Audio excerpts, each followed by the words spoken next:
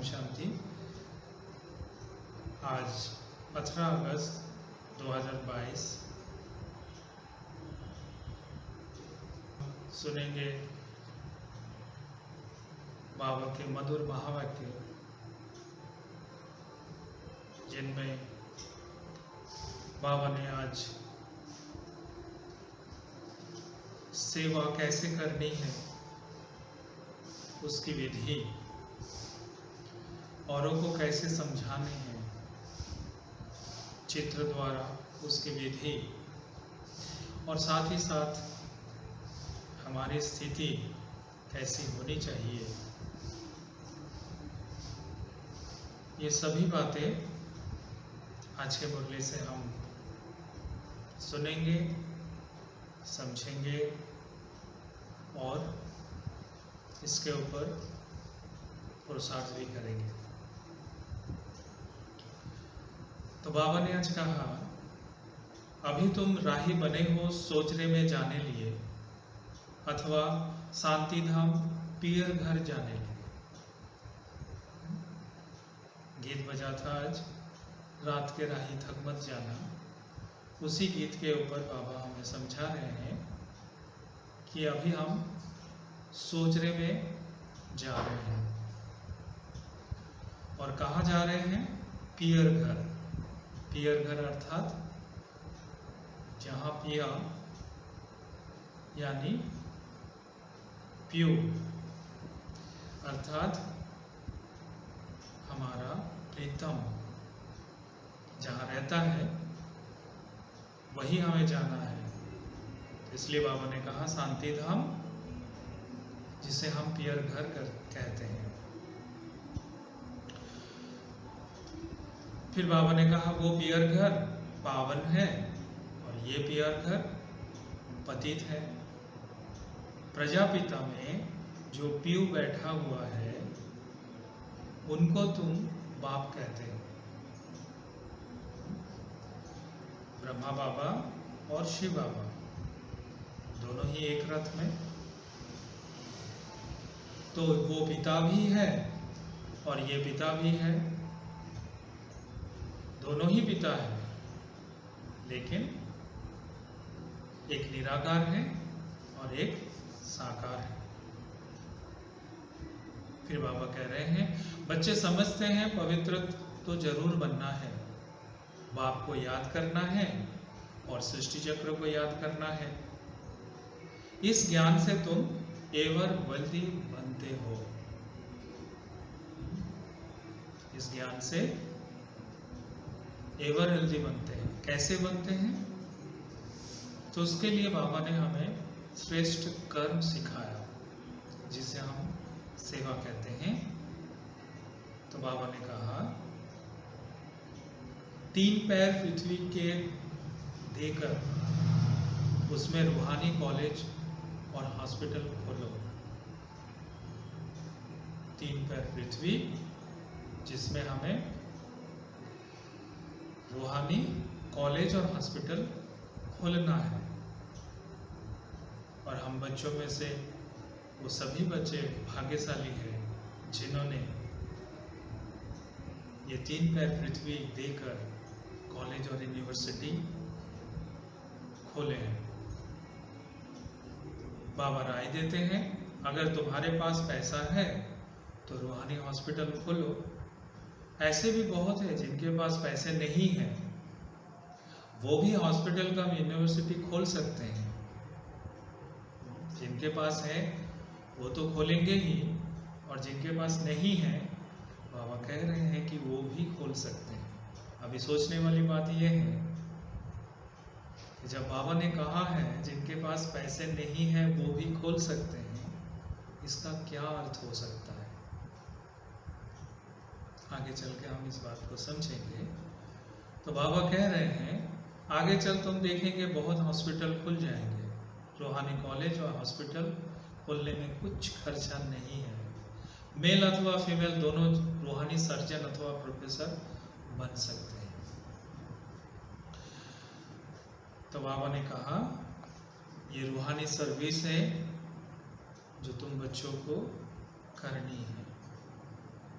ये रूहानी सर्विस हमें करनी है। और ये सर्विस कौन कर सकता है? तो बाबा ने कहा ज्ञान की चटक, जिनको ज्ञान की चटक लगी हुई है, तो उनके लिए किसी को भी समझाना बहुत सहज होता है। किस तरह से समझाना है वो बाबा अभी कह रहे हैं कि कलियुग के बाद सतयुग जरूर आना है। भगवान बाप ही नई दुनिया स्थापन करने वाला है। इसलिए मन वचन कर्म से इस भारत को सुख देना है।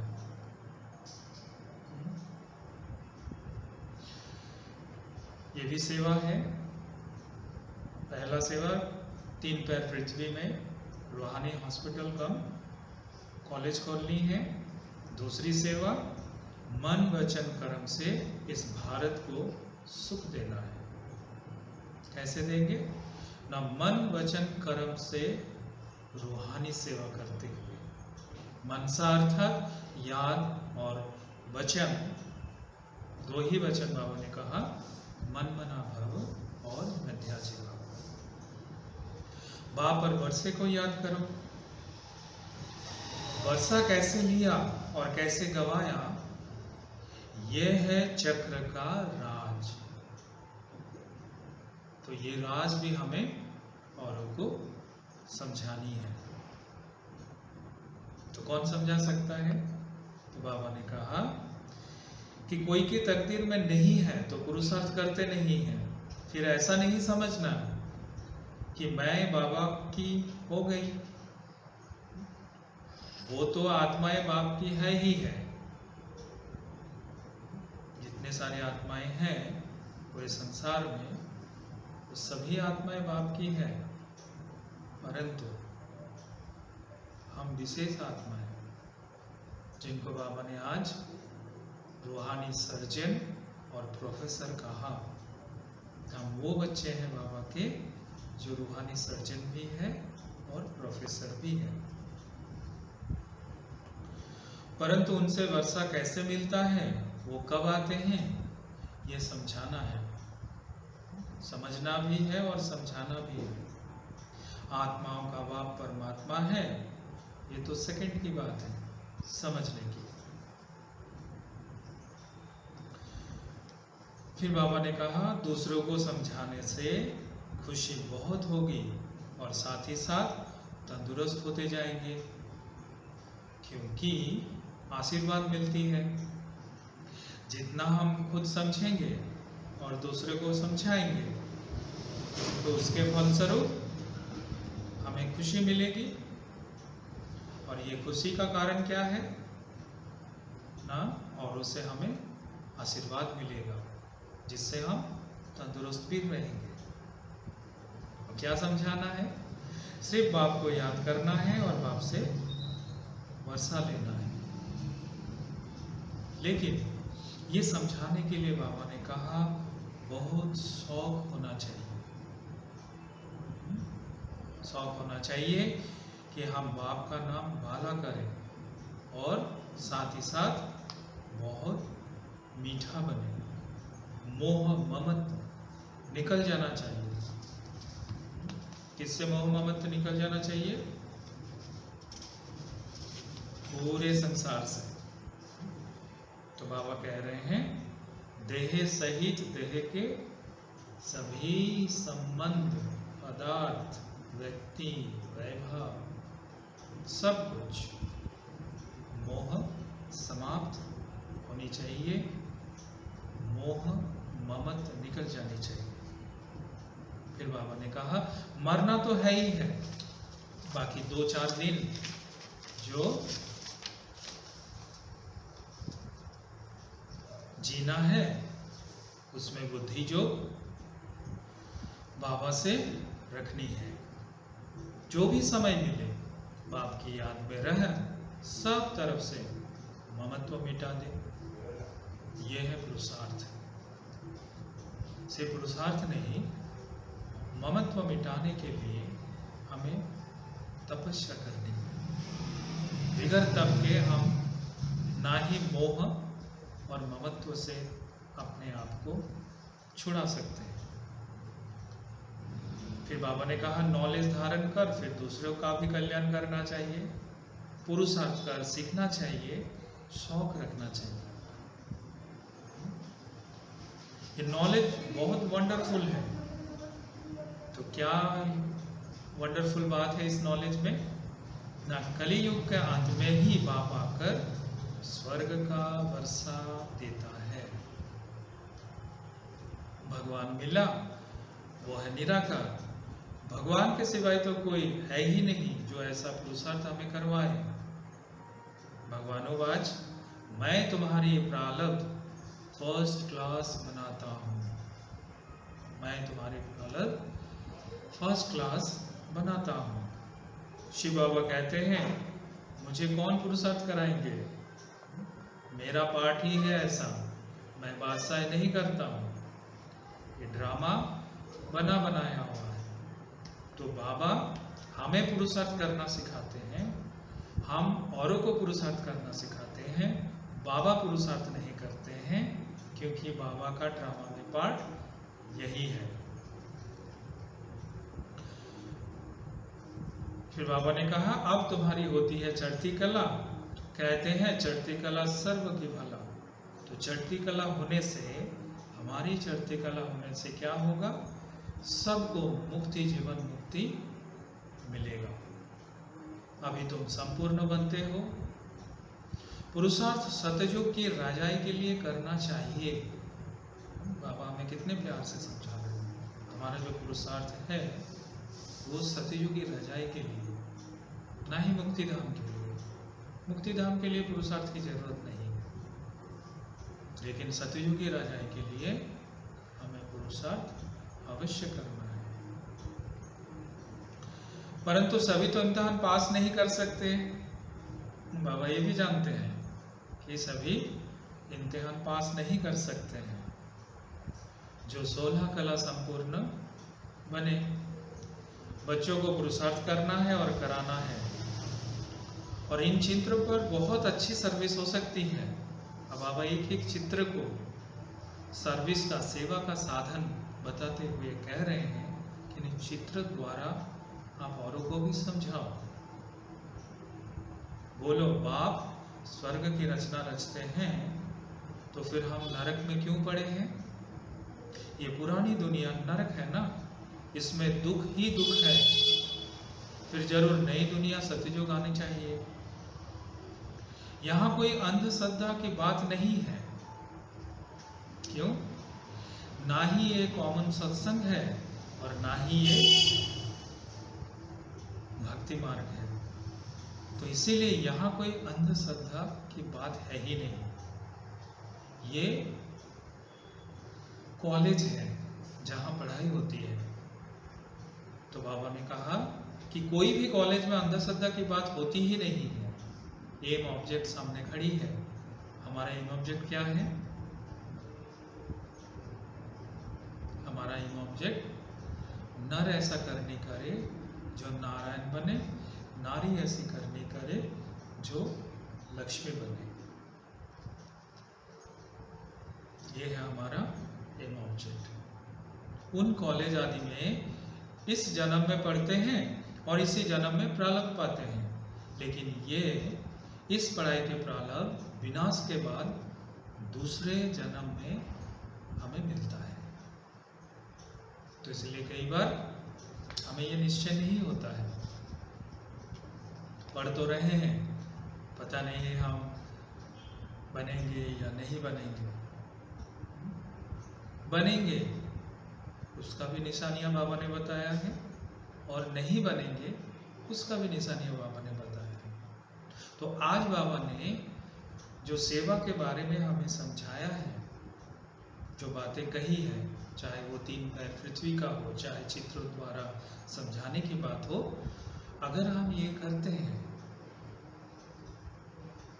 तो बखूबी हम ये समझ पाएंगे कि हम भविष्य पद, राजपद को प्राप्त करेंगे। फिर बाबा कह रहे हैं चित्र तरफ अटेंशन चाहिए। इनमें कितनी वंडरफुल नॉलेज है।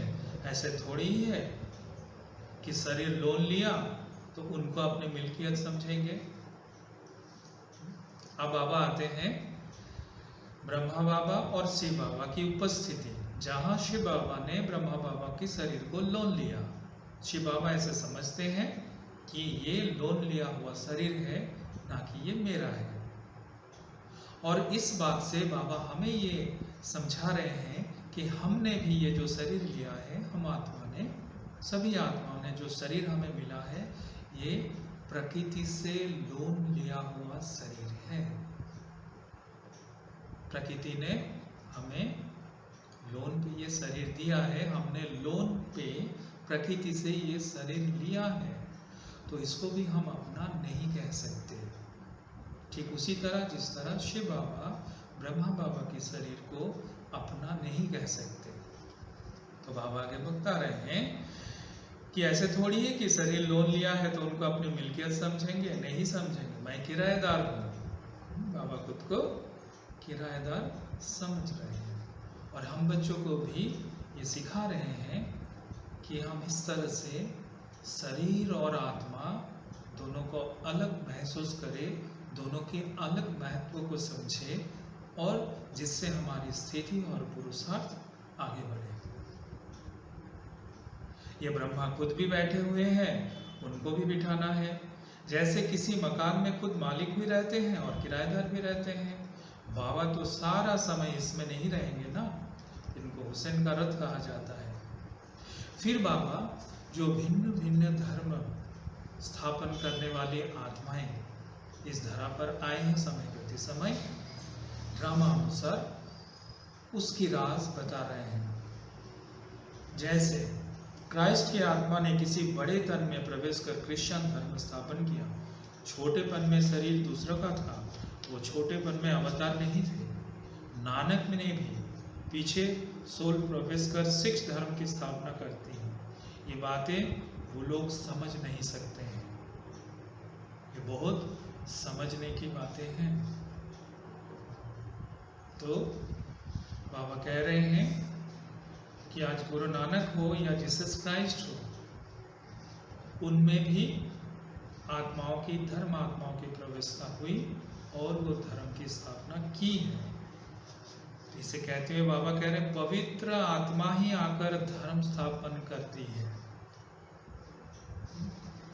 ये तो हो गया, चलो दुनिया की जो भिन्न भिन्न धर्म आत्माएं हैं जिनके द्वारा धर्म की स्थापना हुई। अभी इस बात से हमें क्या सीख मिलता है?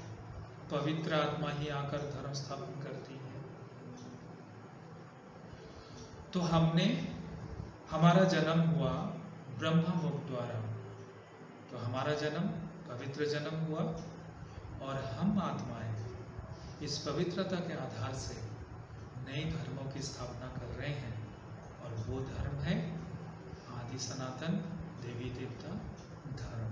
तो हम भी धर्म स्थापक हुए अपने आदि सनातन देवी देवता धर्म के, और जिसके लिए पवित्रता मुख्य है। तो हमारा जन्म भी पवित्र हुआ, हमारा कर्म भी पवित्र है, और धर्म भी हम स्थापन कर रहे हैं। फिर बाबा कहते हैं बाप एक बार ही आते हैं, पतितों को पावन बनाते हैं। एक बार ही आते हैं और इसे संगम पर आते हैं और पतितों को पावन बनाते हैं। और बाबा ने आखिर में सेवा की और एक विधि बताई, और ये विधि बहुत ही सहज है, इसको हम कर सकते हैं, करना चाहिए भी। और ये सेवा एक ऐसी सेवा है जिससे आपकी पुरुषार्थ, आपकी तपस्या, आपकी स्थिति प्रत्यक्ष रूप में दिखता है इस सेवा द्वारा। तो कौन सी वो सेवा है? बाबा कह रहे हैं तुम चित्र लेकर किसी के भी घर जा सकते हो। हमारी जो चित्र बने हुई है वो चित्र लेकर किसी के भी घर जा सकते हैं। बोलो तुम सेंटर पर नहीं आते हो, इसलिए हम तुम्हारे घर में आए हैं। कई बच्चे होते हैं बाबा के, जो हर रोज सेंटर नहीं आ पाते, कोई ना कोई कारणवश, लेकिन उनको ये ज्ञान है या फिर ये ज्ञान सुनना चाहते हैं।